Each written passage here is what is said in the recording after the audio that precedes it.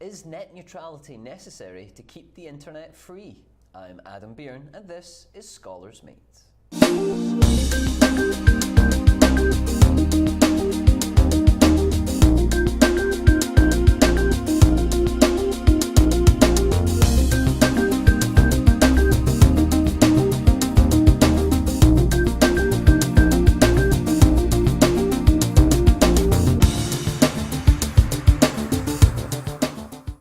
Hello and welcome to Scholars Mate. I'm your host, Adam Byrne.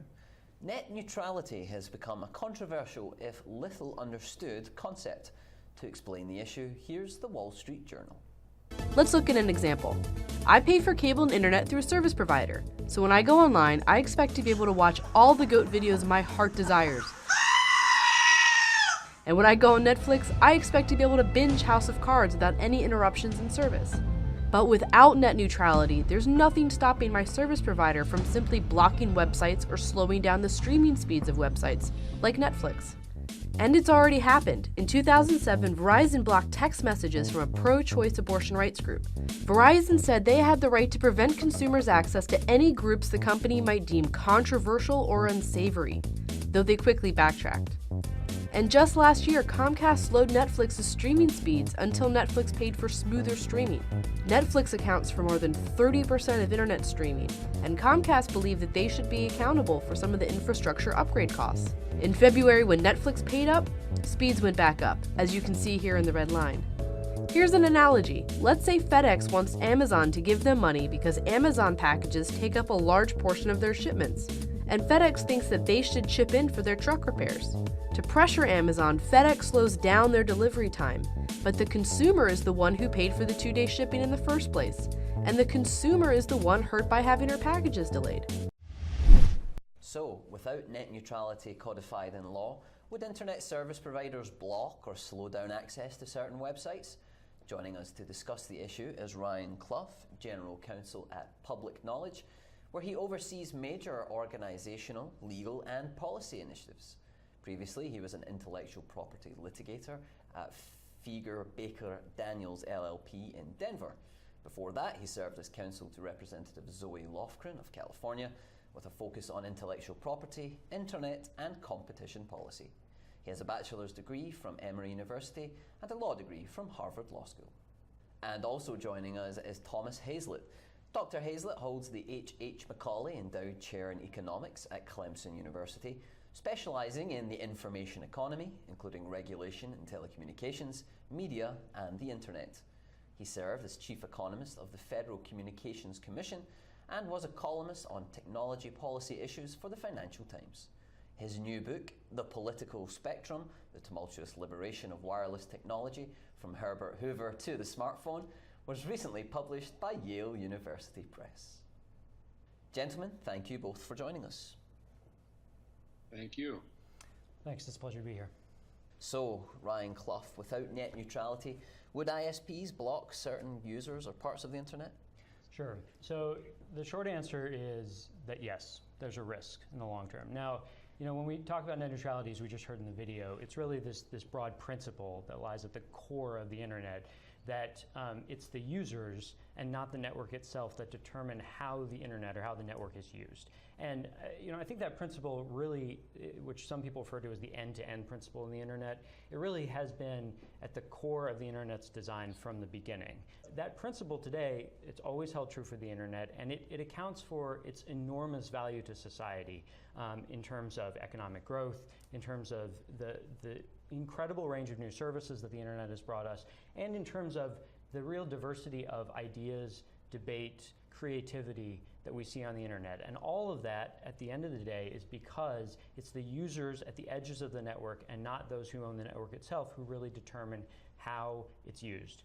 Now, if you ask the question, without net neutrality, will there be blocking? I wouldn't say that if net neutrality rules are eliminated tomorrow, we'll just suddenly have a completely censored internet, or that Verizon will block the New York Times and only allow Fox News or CNN as our only news source. No, I think that would be a bit of hyperbole.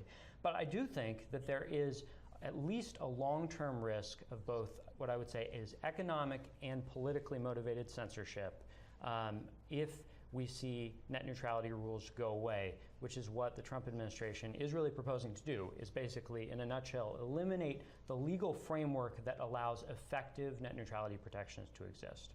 And Thomas Hazlett, how do you respond to Ryan Clough's argument?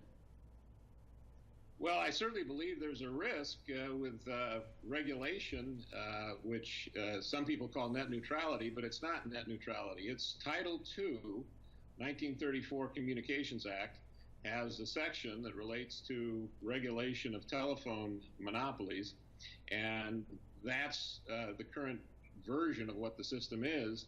And in fact, I really do love the Wall Street Journal explanation of net neutrality, because it makes a giant error right in the middle. Its analogy to Federal Express is that the common carrier rules that were put in place by the Federal Communications Commission in the Obama administration in 2015, and there's some controversy as to whether or not we're still living under them. Federal Express is an unregulated common carrier. They choose to have a business model that is open and non-discriminatory.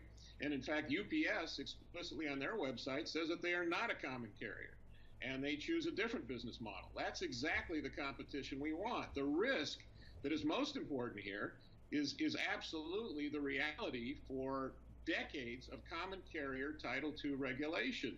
Under Title II, AT&T was a monopoly for decades. And in fact, it was so anti-competitive under common carrier regulation that the United States Department of Justice brought suit, antitrust, Sherman Act violations under antitrust law against AT&T, and ended up, of course, famously breaking up AT&T in that settlement that went into effect 10 years later. So under those very rules, we've had big problems getting competition and free speech into the marketplace.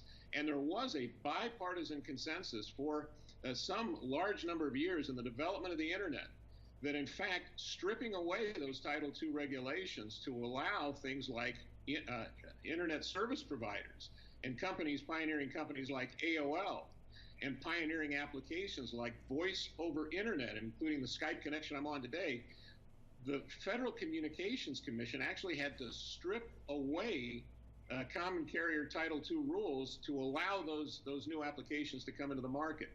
What about that point of investment if these providers can't charge the big users, the Netflix and Amazons of this world, then surely the funding to improve the internet would dry up? Well, I think it's important to separate innovation and what we're talking about investment on a couple different levels, right? There's innovation and investment in the network infrastructure itself, which we're talking about, in this context, primarily the last mile and other facilities that are actually used to provide wireline and wireless internet access to people, what you get from your cable company, from your mobile broadband company, and so on. And then there's obviously investment and innovation in the services and content that run over the network, that run over the internet. And those are two different stories and two different debates. Now, in a nutshell, what I would say is the people and companies who primarily provide the content and services that run over the network and that are not affiliated with the Comcasts and Verizons of the world, if you look at where they are on net neutrality, they're overwhelmingly pro-net neutrality. The innovators in Silicon Valley and all around the country who, and nonprofit companies like Wikipedia that provide, even outside of a commercial context, a lot of different services and content. If you look at where they are, they're almost all for net neutrality. And there's a good reason for that. And that's because they're worried about the potential for discrimination, which does have historical precedents, either motivated by profit or for other reasons, that would be imposed upon them by the big broadband companies who really control the connections to the vast majority of Americans. And we're talking about a few giant companies controlling the overwhelming majority of most people's connections to the internet. That's one of the key cases for net neutrality, in fact, is that investment at the edge could be placed at risk if you allow the broadband companies to basically restrict what applications and services can be used in some fashion on their network. Now, if you're talking about innovation and investment in the network itself, in other words, the profits and the revenues of the broadband companies, then there's a whole debate there that's kind of separate from investment on the edge. But what I'll say in a nutshell is there's very little credible evidence. In fact, I would say none at all, really, that shows that there's been actual serious declines in investment that can be attributed to the imposition of Title II. I mean, we can get into a pretty technical economic debate about whether or not that's the case. But the bigger point I'll just stop with right now is that, at least for us at Public Knowledge and a lot of net neutrality advocates, we would probably prioritize the protecting both innovation and free speech on the edges of the network over some risk to investment, which we don't, to the network itself, which we don't even think is actually a problem. And Dr. Hazlett, isn't that part of the issue that without net neutrality, we could potentially be stifling innovation from smaller companies? For example, if there wasn't net neutrality, when MySpace was so big, would we have Facebook now? The other side of this is that we, just to say that you're protecting the internet with new rules, the internet developed under a deregulatory environment, and the edge, the risks, and as I say, the risks are everywhere, but the risks that you're going to suppress innovation because the broadband ISPs, the internet service providers, are going to somehow exclude the innovation is at violence with the facts historically. Let me give you a wonderful example. People say, where are we going to get the new Google to come in and come out of a garage in Silicon Valley and take over the world with a great edge application? Well, how do we get the last Google? Well, the most important event in the business history of Google, AOL said, look, we'll make you the default search engine for our customers on their startup page, over 35 million ISP subscribers, if you pay us, if you pay the toll keeper. And in fact, it was a very big gamble for Google that didn't have cash, hadn't gone public, and it had to pay upfront and a percentage. And in fact, there was an internal debate. In fact, the company founders, Brendan Page, overruled Eric Schmidt, and they paid the ransom. And in fact, the rest is history. That operator comes in, and it's still, Google still pays to be the default search engine in a lot of places. They pay several $1 billion a year to be the default search engine on Apple devices. That's the way that market goes. There's a choice of business model. There's lots of transactions. There's lots of money changing hands between the key players, both in the core, the transportation networks, and the edge providers. And we have a very nice ecosystem that's developed out of that. A lot of virtuous circles of innovation. That came from a choice, an unregulated choice of business model, not because of a regulated mandate. So Ryan Clough, what about that argument, especially if you consider Netflix, for example? If they're using 30% of one of these service providers' capacities, why shouldn't they have to pay a little bit more than a small website? Well, it's important to point out, Netflix, first of all, does pay for their bandwidth, right? They have essentially this is a bit of an oversimplification, but they have their own internet service provider. They have to pay for their bandwidth. And so what we're talking about is not the idea that Netflix just gets to send video over the internet for free and not pay anybody, but rather that on the user side, when you're a Netflix customer, I'm a Netflix customer, and let's say I have a broadband subscription plan with Comcast, I'm already paying for my bandwidth. So the question is, should Comcast, because it controls access to me, the customer, Netflix's customer, should they be able to charge for the bandwidth, the same bandwidth? Should they be able to also charge Netflix for that bandwidth? So they're charging me for the bandwidth, and should they also be able to either charge Netflix directly or say, if you don't pay us, we're going to cut off access to our customers? So I think the Google example that Dr. Hazlett used is actually an interesting one with AOL, because let's imagine a few different additions to that hypothetical. What if AOL said, in addition to just saying we'll make you the default search engine, what if they said we're going to block other search engines from AOL users? Then you're talking about potentially a lot of consumer harm, where Google could have cemented themselves in the marketplace, not through the quality of their service, not based on the choice of the users, but based on their commercial deal they cut with a dominant gatekeeper ISP. That's exactly the kind of situation that net neutrality is designed to prevent. So Dr. Hazlett, what about that point? Well, AOL, see, The history on this is absolutely clear. In the 1990s, when AOL made its meteoric rise to what was called dominance by the U.S. government, they did come in blocking, effectively favoring their own content. And champions of neutrality in the network, by law, condemned that and said it was a step backwards. It was not a step backwards. AOL was a tremendous innovation. They poured investment into marketing. Okay, and they did use old monopoly facilities that had been built on common carrier rules. And as I said, many of those common carrier rules were used to suppress competition.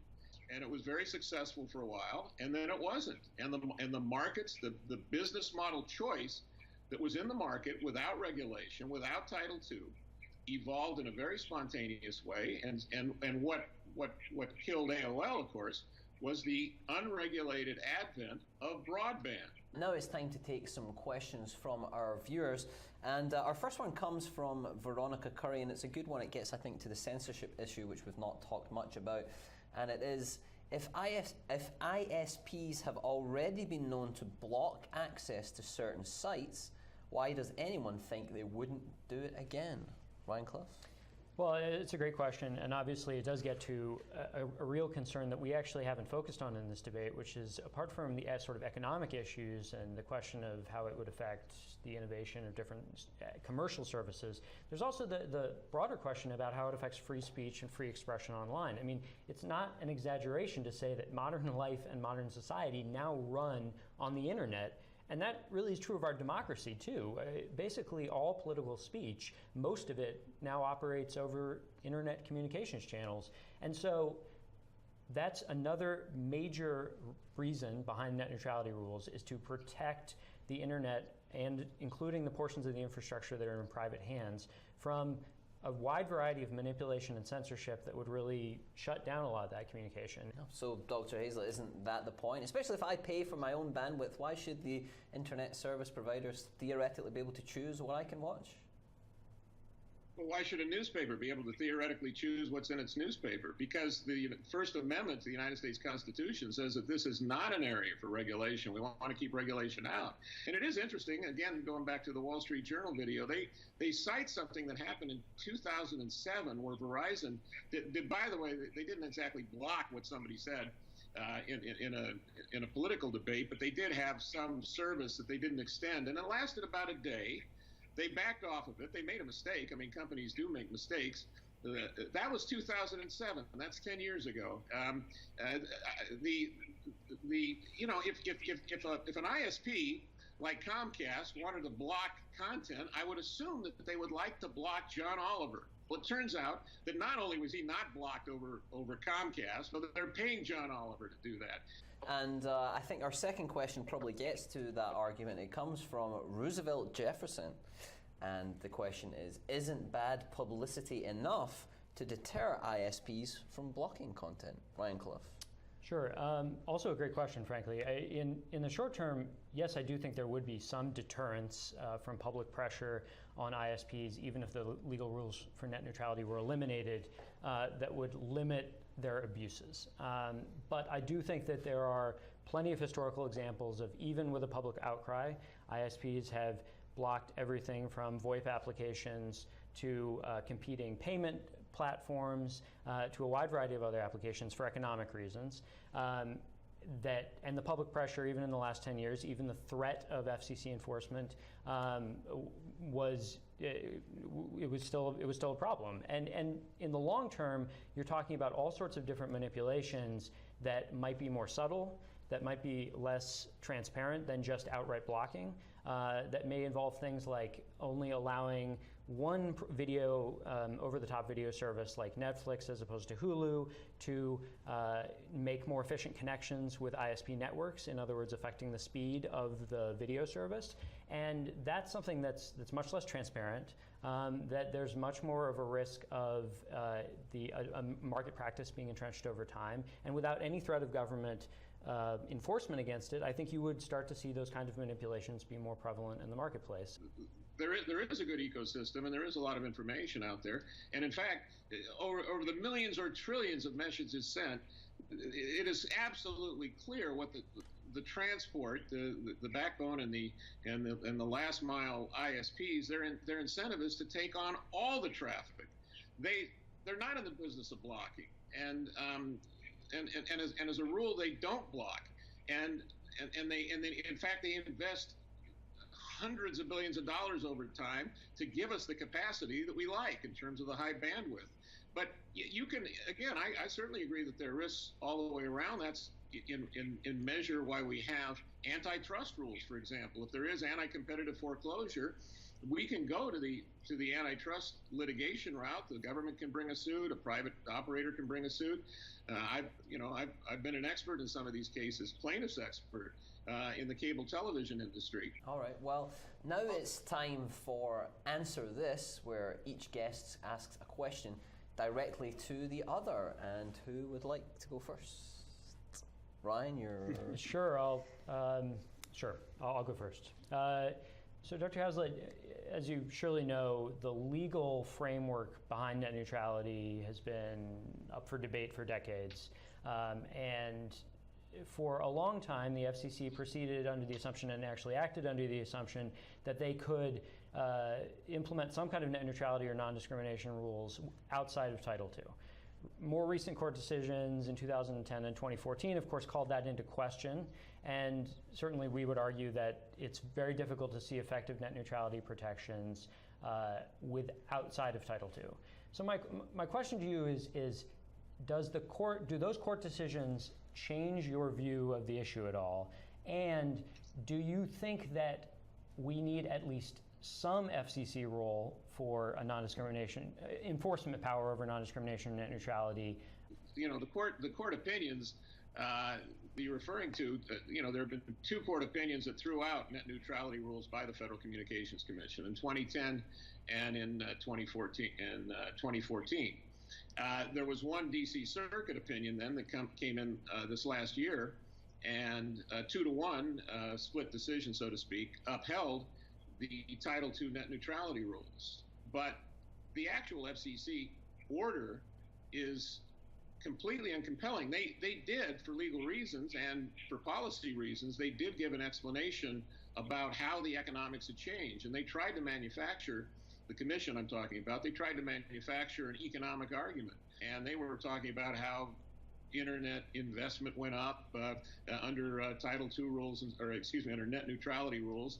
And in fact, they didn't even adjust for inflation and make they made economic mistakes. And so when you really put it in its totality, the record is absolutely clear, both in terms of regulatory practice, regulatory opinion over decades, and in terms of economic effects. The fact is that this regulatory environment is not helpful for the expansion of the ecosystems. So, Dr. Hazlett, what's your question then for Ryan Clough? A lot of this debate has been Netflix versus Comcast. And so I'm curious, from Ryan's perspective, I just don't see it as a bad thing that you have, in essence, a two-sided market. I certainly agree. I think Ryan said that, Netflix does pay for access to the internet. But the question is, how much should they, if they benefit from investments made in the last mile broadband ISP networks, should they be contributing more to that? A lot of other companies they're paying for their own content delivery systems. At least if you're talking about bargaining that is enabled by essentially net neutrality violations. So if we're talking about bargaining enabled by the threat of blocking, for example, so in other words, Comcast saying, pay us or we're going to block you, then the answer in a nutshell is that I think the cost to society, the cost to innovation on the edge and elsewhere are greater than any value we get from a return on investment that would go back into broadband investment. I also think that... So let me just ask, what actually happened in that, the way that plays out is that the Comcast does not say we'll block you. They say, well, you're leading to congestion, so we're going to have to slow you down. So you're opposed to that as well, or does that change it? Well, I think we have to get into the details of what that hypothetical, what you mean. If you're saying a lot of users are viewing Netflix and that's causing congestion on our network, and therefore we're going to block Netflix, That seems like both a bad way to deal with network congestion that's contrary to the wishes of the users. So I don't see how that would be an economically rational or technically rational way of dealing with network congestion. There are safeguards in the rules, in the current net neutrality rules that are still on the books. And anyway, to be clear, that is different than just the threat of blocking Netflix simply to extract essentially some kind of rent or payment from them. All right, and now it's time for We Agree, where each guest names something the other said that he or she agrees with. And who would like to start there? Dr. Hazlett, why not? We'll let you go first. I hate to repeat what I said, but I do agree. I mean, Ryan said something that Netflix does pay for bandwidth. I mean, they have connections to the internet, and they deliver content to other carriers and companies that have the last mile connections to the customer. So I certainly agree that they're paying in the system, but the same way that backbone providers, they pass their traffic on for free without charge to their peers, to other big backbone networks. But if they interconnect with smaller networks, they charge for that. They charge transit fees. And it's not neutral. It's not, it's highly discriminatory towards the smaller networks, but it gives everybody an incentive to get big and have lots of capacity, and it actually helps pay for expansion of the backbone. So, I think the fact that Netflix pays is a good start, but the point is, how much do they pay, and are you going to allow the bargaining that has been so successful in an unregulated internet to continue to grow the ecosystem? Okay, Ryan Clough, where have you agreed with Thomas Hazlett tonight? Sure. Well, I certainly agree that any regulatory system needs regulatory flexibility to work appropriately, and that it would be inappropriate to impose the full extent of legacy common carrier regulations on all internet services that run over basic network internet infrastructure. For example, I certainly agree that it would be inappropriate to impose the full extent of regulations on traditional telephone service onto, say, Apple's FaceTime service. And again, I think where we differ is that I'm much more optimistic, either now or over the long term, of the ability of the current regulatory system and Title II to really offer that flexibility. Okay, and that is all we have time for. We'd like to thank Ryan Clough of Public Knowledge and Thomas Hazlett of Clemson University for joining us to discuss this issue. It's my pleasure. Thank you. Thank you very much. And thank you for watching Scholars Mate. I'm Adam Bieran. We'll see you next time.